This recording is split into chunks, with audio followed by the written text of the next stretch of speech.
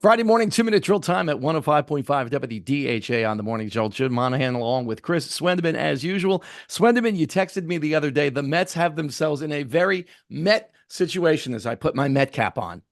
Oh boy, they're signing you up. Either you or Grimace are going to be the lightning rod to get the Mets to the playoffs this year. It's going to be one of the two of you, so might as well sign you up and see where it goes. You know, they just had the 7-game winning streak snapped the other night in Texas, and they did not play last night. But you look at the standings. The standings are a little deceptive because there are 5 teams ahead of the Mets right now just to get to the third wild card spot. But the Mets are either tied or ahead of all 5 of those teams in the loss column. So that's very, very deceptive. They have themselves in a good position, believe it or not.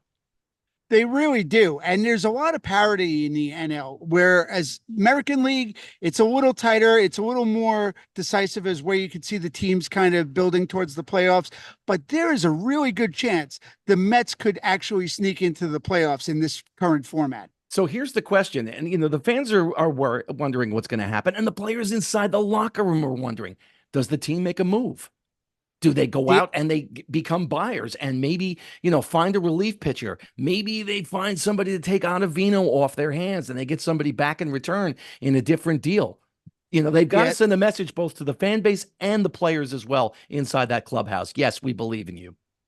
Absolutely. David Stearns, and being a first year GM he's not in the easiest position right now.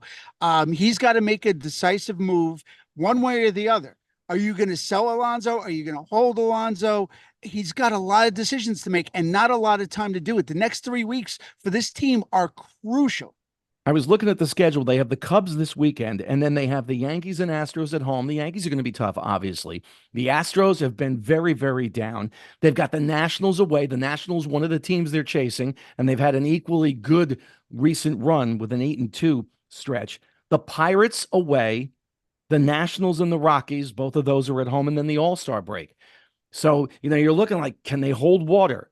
And I think the deciding date for the Mets is going to be at the end of the Marlins series. They play in Florida, 4 games. They finish that up on July 22nd. And I think where they are in the standings on July 22nd dictates what they do. Absolutely, 100%. And it's also going to dictate what the market's going to be for certain players by then.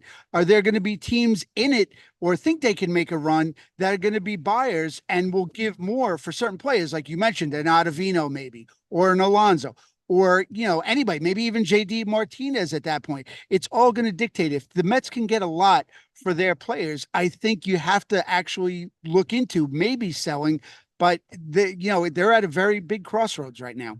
So are the Red Sox, as I put my Red Sox hat on here briefly. A man with many hats. Many hats indeed. They're in a good position in terms of the wild card spot. I think they're just a game out in the loss column right now as they head into the weekend.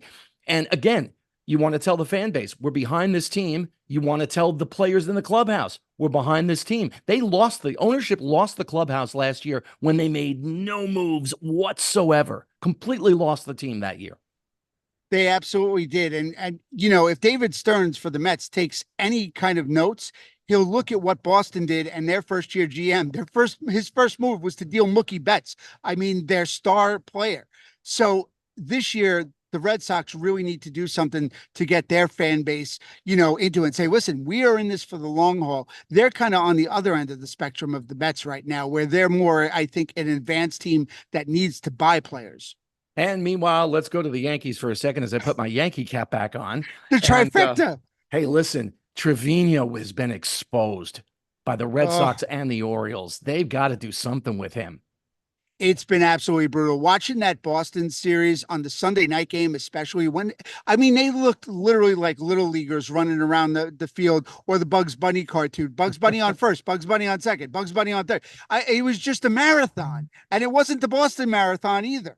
I mean, they need either Wells or, whoever it is, you need a catcher behind the plate that could throw to second and get guys out and put a little fear in the runners.